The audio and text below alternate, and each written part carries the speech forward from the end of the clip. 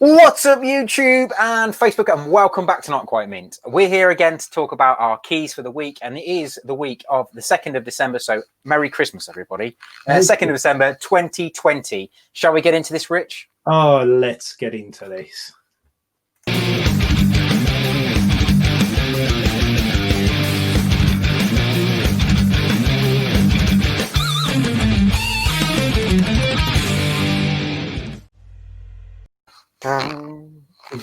So, welcome back, guys, and yes, we are Not Quite Mint, and this is our key comics of the week video. Do it every Tuesday, normally release it around about 6 o'clock on Tuesdays. If you do want to know all about what comics we're recommending, you keep an eye open for on New Comic Book Day, which is normally tomorrow. But do make sure you do that. Also, we do CGC unboxings, we do mystery box unboxings, and all kinds of other really cool stuff coming up. But main thing is that you do subscribe to us, hit that thumbs up button, and I forgot to do it last week, hit the dingly bell, and then you won't miss any of our content, and you'll always know when we're going live. Yeah. So, yeah. You get to see our beautiful faces. Lovely faces. Right. Yeah. So we've got a few notables to go through first before we get into our top 5. So, yeah, these are our notables for this week, and it is a good starting point for this week because it is the week of... Oh, yeah. It's King in Black time. So first one to acknowledge is the Atlantis Attacks issue 5, which is going to be a King in Black tie-in. And apparently this one has got some kind of first appearance, but it's not been confirmed, which is why it's only a notable. Yeah, I think the cover's got obviously some kind of element of the symbiote on there, and then you've got like, it looks like obviously Knull's kind of like what Grendel dragon thing or whatever the heck it is. Yeah. So it's I mean, to be fair, it's worthwhile pointing out at this point that I did not realise, but I should have realised, is that King in Black is going to go on till like April, I think. Yeah, it's a long old slog, mate. And it literally is going to encompass the whole of Marvel now. The tie-in list for King in Black is mental. I thought it would be a bit like death metal. And, there'd be like, maybe one every week or whatever. There's like about 20 tie-ins every month because it looks like all of Marvel. Don't worry, guys. We're not doing an event review for King in Black. No. No, we did think that we were going to, but we've pulled back on that, and we're just going to go. We're going to start doing pick of the week reviews and mail calls, aren't we, on Thursday nights instead? But if you want to collect everything, go ahead. Good luck to you, because I wanted to, and then I looked at the list and I thought, oh my god, it's going to cost me like about 600 quid to get all of the comics, which is just mental. Absolutely ridiculous how much is going to go into this one. But this is a nice little one. But do make sure you watch our video, and we'll try and tell you which are the most important ones to pick up. Yeah. Because obviously it is important that people still will want to read like the key issues and things like that. And we'll do our best to bring those to you each week on a Tuesday, as I say. So I don't really know much about Atlantis Attacks, to be honest. So no, all I know is it's a possible first appearance, but it's not confirmed at this point. Doing this video, it's not been confirmed if there is going to be a first appearance or not. So but that one's notable. Is it Shang-Chi and it's Shang-Chi and Namor on the front? Yeah. Well, Namor's apparently going to be quite a big, significant part of King in Black because he's met Knull before. Yeah, and Namor's got has he got his own like mini series tie-in throughout? Yeah, King in Black Namor, which I think comes out next week. Yeah, so keep your eyes open for that. Like I say, it's going to just be mental, isn't it? Really is going to be mad. Oh, hell yeah. Oh, hell yeah. So also... Oh, go on, mate, go on. No, I was just going to say, on to the next one. Yeah. So the next one that we're going to mention is Thor issue 10, which is the next one on from... I can't remember the name of the current story arc, but it's basically Donald Blake is back. He's a badass. He's really upset that he's been locked in this kind of limbo situation, and he's just never wanting Thor to ever come out again. So he snapped his thing and he's off causing havoc. So this is all about him causing havoc, I think, this issue. Yeah, I really like obviously the Donny Cates Thor run. We had a couple of a bit of a lull when like obviously Black Winter kind of disappeared or whatever the hell's happened to Black Winter, and then we've led into this whole Donald Blake sort of scenario. And I think it is a case of what is it, twice bitten, twice shy, or something like that. Because this technically it's not a new character in Donald Blake, but the way that he's been reimagined in this kind of like bad villain type thing, and I forget the name that he's been given. I'm sure it's something of Thunder or something like that, but it's like the way he's been reimagined, he's kind of like a first appearance. So lots of people are saying that issue 9 could turn out to be quite an important key at some point in the future, but I'm not too sure myself. Well, I suppose you could say it was a key to a certain extent, because I suppose it's a first appearance of his new persona. Yeah, but, in a story, yeah. Yeah, but not him as a person. Like, it's not a new appearance for him as a person. But it's a cool cover as well. I love it. I do like the look of the cover, as I say. So it's the first cover appearance, I think, of this particular villain, which is obviously always interesting as well. So. Absolutely, mate. And then also this week, you've got Batman, issue 104. And it's just really pointing out, guys, that this is a really good run. The James Tynion run is really, really good. It keeps going from strength to strength. A lot's happening with this Ghostmaker and Clown Hunter, so this one might not be one to miss. If you're reading Batman, it is definitely one to pick up, I would suggest. Yeah, loving the run. I mean, it's just consistently good, isn't it? I think people were wondering in what direction it was going to go after Joker War, but Ghost Hunter's a really cool character. Lots of exposition, obviously the back history and stuff like that. And this whole thing where obviously whilst Clown Hunter is like a murderer, effectively, it's sort of like Batman, because he's so young and he's a kid, Batman's trying to like bring him onto a bit of a lighter path, whereas like Ghost, or is it Ghostmaker, isn't it, the character, he's like sort of saying, no, he's a murderer. I've got to deal with him. There's no pussyfooting about. He's a murderer, so like I'm going to murder him, and it's an interesting dynamic. So I think is there going to be a battle between Ghost Hunter, Clown Hunter, and Ghostmaker this time? I think so. I don't know if it's this issue or the one after. But it is coming. It is definitely something I've read about. But I think there's an annual, isn't there? Is there a Batman annual that's like Batman Annual 9, which is going to be Clown Hunter's backstory, basically his origins. Yeah, and it's got his. It's a really cool Lee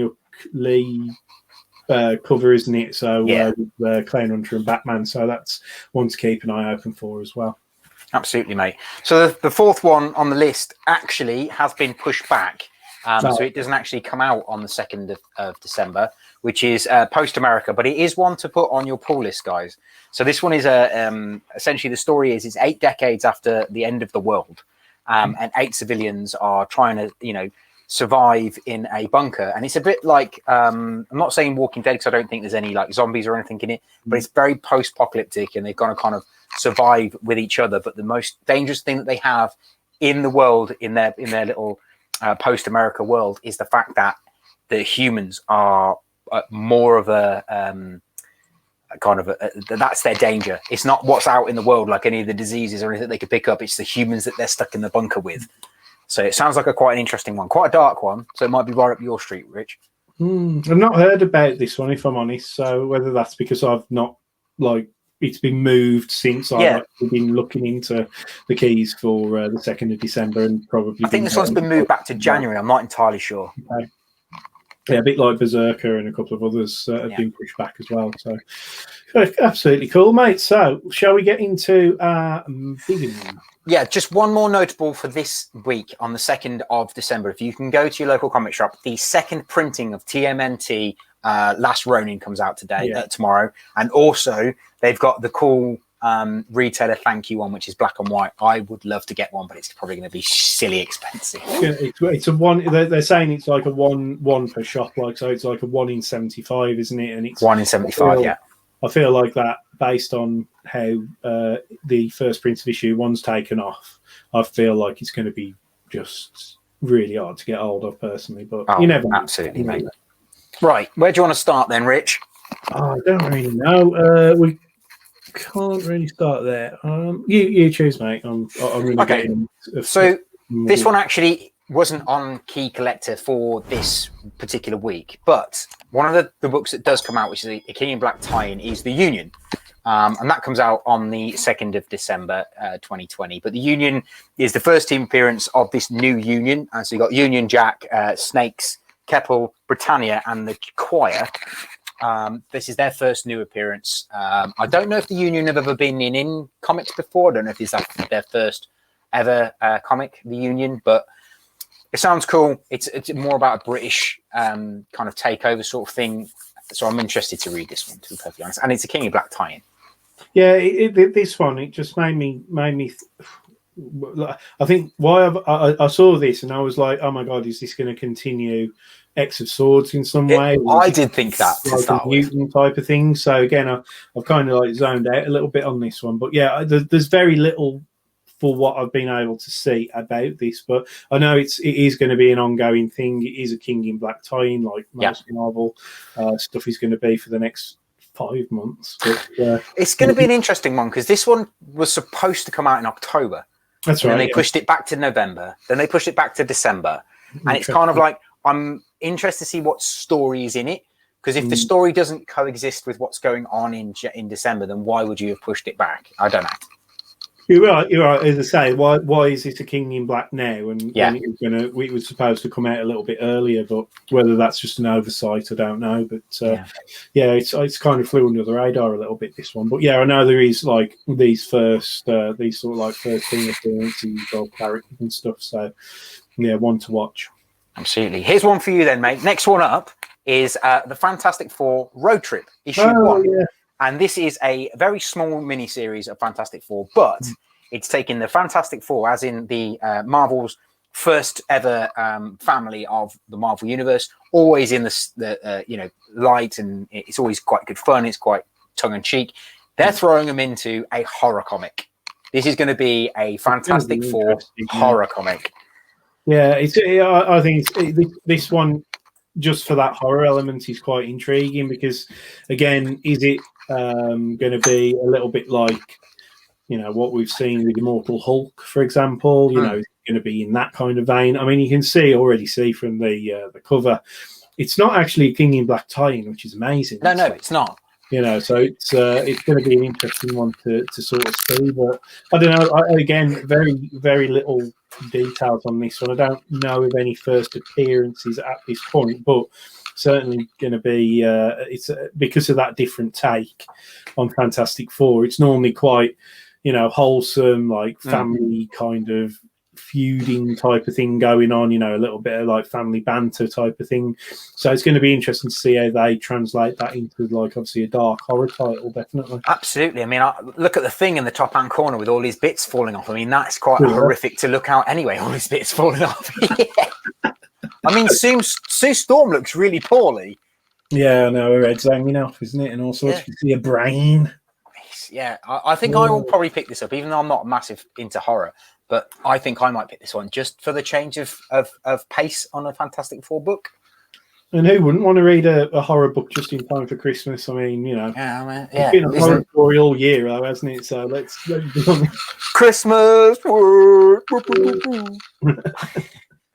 Right then, guys. So whilst we're on the subject of Christmas and winter and cold stuff, DC Endless Winter comes out on the 2nd of December as well. And this one I'm looking forward to. Go on. Yeah, I cannot believe that this is starting on the same week as King in Black. Yes. Do you know what I mean? Uh-huh. I don't know. But it is only it's going to be a short-lived type of event, isn't it? That it's going to see us through to Future State. Because that starts January, doesn't it? Future State. January the 6th. Our first couple of books. And isn't this one, there's a key first appearance of a villain called the Frost King? Is that it is. This one?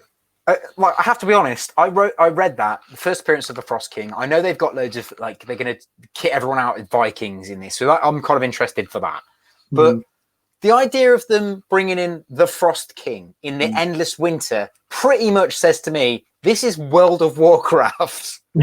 Are they just doing the Witch King from the World of Warcraft? Not that I ever played that game, but I've got the Art of book. Yeah. So it just screams out copyright for me. Yeah, I don't know, mate. As I say, I don't fit. I don't think, because obviously we're getting death metal that's going to be finishing.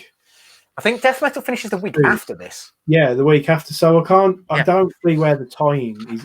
That there's going to be any kind of tie-in to anything else that's going on. So whether it's just going to be like a little self-contained story, just to fill that gap between sort of like, you know, everything else, and obviously starting off with Future State. I really don't know. But, funny one. Absolutely, mate. I mean, I am looking forward to it because I'm looking forward to seeing everyone get kitted up as barbarians, especially Viking Batman. That I mean, I've seen the concept art; he looks great. But I think that's it. That's the only reason I'm excited for it. I do find a little bit with the DC books, the continuity is really hard to follow. With Marvel, it seems to be like we're going to do a crossover, and it's going to be a blanket over every book. And everything ties together neatly, doesn't it? Yeah. Yeah, but with DC, it's like we're going to do death metal, we're going to do Endless Winter, and then we're going to do like some kind of Flash story in the middle.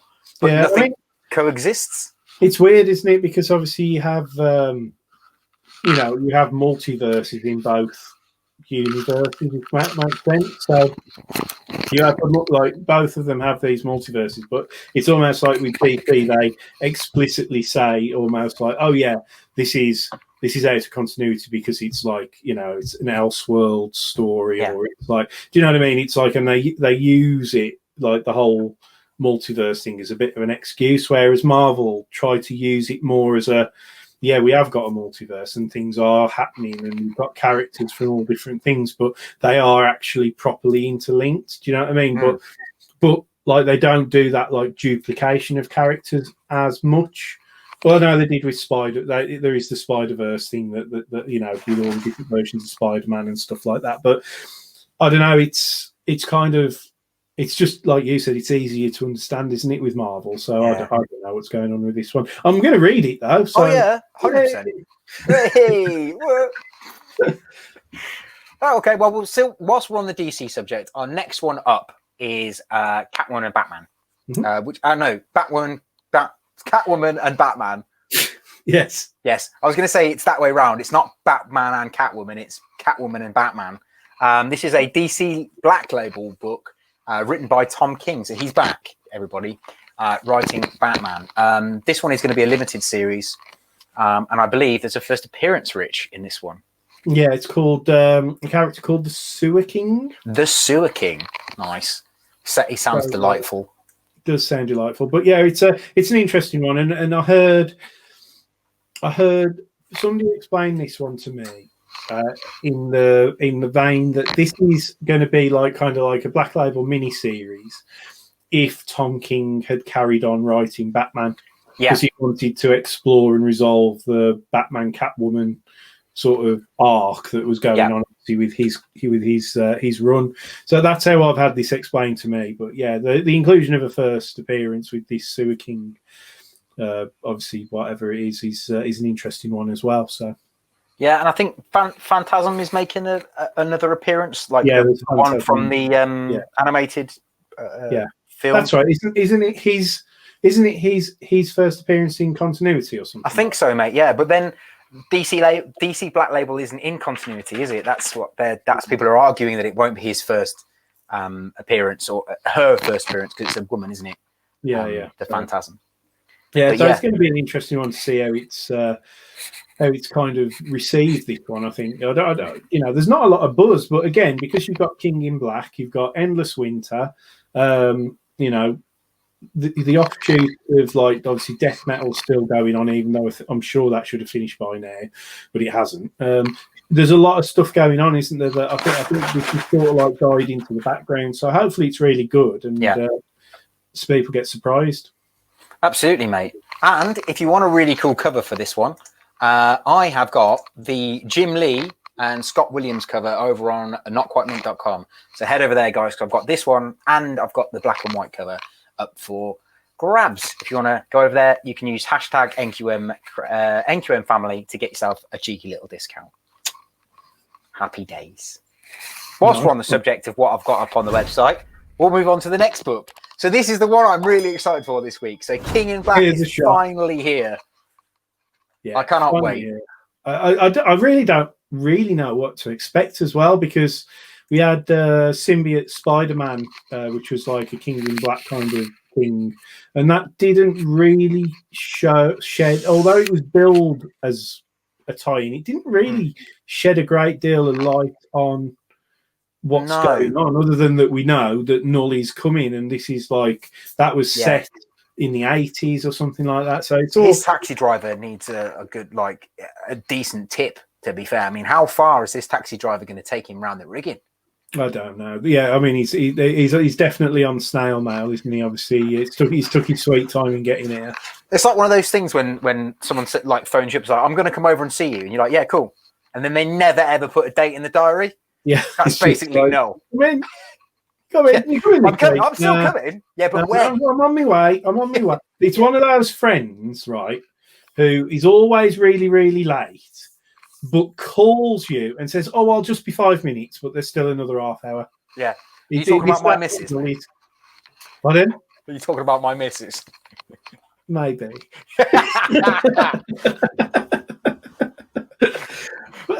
Sorry, but no, you're right. Yeah, that does sometimes happen, doesn't it? Yeah. The thing we'll be there in 10 minutes, half an hour later. That's the polite thing to do. That's the polite thing to do. But like, no, he's not really called anybody really a great deal, other than everybody just knows he's on his way, kind of thing. Yeah. Do you know what I mean? I was hoping. That's what those prequel books needed to be. Was like, Knull on the phone, like saying. Yeah, I'm coming in December, mate. Yeah, December the 2nd. I'll see you there, bro. Yeah, see you then. Oh, right. Okay, yeah. 5 minutes. See you in 5 minutes. Yeah, that was in January. But yeah, it'll be interesting. I'm so hyped for this. I know we are locked in for one hell of a long wait to see this resolved. The next 5 months are going to be dominated by King in Black. I do hope that we get some nice, like, key books, but I haven't really seen any major first appearances and things like that coming out of it. But yeah, I'm just looking forward to reading not all the tie-ins, I'll be honest, but like it just being a good story. And for once, will Marvel deliver on a special event? Well, we'll see, mate. They can't get any worse than X of Swords. Oh no, mate, no, I've said it. I've said it. Can you imagine if we have 5 months of X of Swords? You'll never read another Marvel book again. No, never. No. I won't. Mind you, saying about X-Men, I've read a really interesting thing today. Apparently, they're wheeling Chris Claremont out to do a Chris Claremont special to kind of revamp X-Men, which I am excited about. Have you seen that Marvel-made book as well? It's about $200 with all like limited edition prints and stuff in it. Have you seen it? No, I don't think I have. I'll see if I can find the link for you, mate, because I think you'll like that. Yeah, there's like every book is like signed by Chris Claremont, and it comes with like limited edition prints and like a little book, and it looks really cool. I saw it the other day, but I assume that you might have seen it, but I'll find it. It's called. I probably have, and it's probably gone under the radar, mate. Like a lot of things do at the minute for me. It does. I'll send the link to you anyway, mate. But yeah, it does look really cool. That does. Not as expensive as I thought either. So no. Yeah, but guys, I'm excited for this one. Not a lot else I can say about it because we don't really know which way the story's going to go, do we? But everything's been built into this, and everything's going to be tying into it. So let's buckle up and enjoy the ride, really. Yeah, I'm just going to point out I've got the Black Label limited edition blacklight one where you can shine your blacklight over it on the website if you want to go to notquitemeek.com. Well, I've ordered a couple of these from you as well. You have, mate, yeah. But it's I think is it not the first blacklight cover or something like that? It's Marvel, the first ever Marvel blacklight cover. It won't be the last, but it is it is the first ever blacklight Marvel cover. So yeah, worth picking up just for that, guys, and the fact that it's King in Black if it's good. Yeah, exactly. That's it. As long as it's good. But cool, awesome. So that's it. So that is it for this week. 2nd of December. Obviously, we'll have another 2 weeks of releases after this in December, and then we always have that funny in between week where nothing really much happens. But yeah, do check us out, guys. We've got obviously CGC content coming out every Saturday until we get our next submission back. We've got obviously unboxings and stuff like that going on as well, and we have got giveaways running. So if you check out our playlists and stuff like that, I'll put a link up in the corner. If you do go and check those out, obviously take part in the giveaways because they're obviously lockdown will be finishing around about now, like the 2nd of December. So me and Tom, hopefully, if we're not in stupid high tears, we'll hopefully get our act together, get met up, and we'll do a live stream on one of the weekends and get some comics given out to you. Absolutely, mate. But obviously, thanks ever so much for watching, and hopefully you found that useful. Do hit the dingly bell so that you don't miss any of our content. Obviously, subscribe if you haven't done as well, and obviously smash that thumbs up because that's the best way you can support this channel. Smash that thumbs up into oblivion, guys. That's it. But and I will see you next time. I'm just going to say all the same things that Rich said. Yeah, definitely make sure you're following us and all that. Follow us on our Instagram, Twitter, Facebook. We are very active, and you can get more information on what's going on the website. Yeah, and on that note, all of you, stay safe, stay sexy. See you.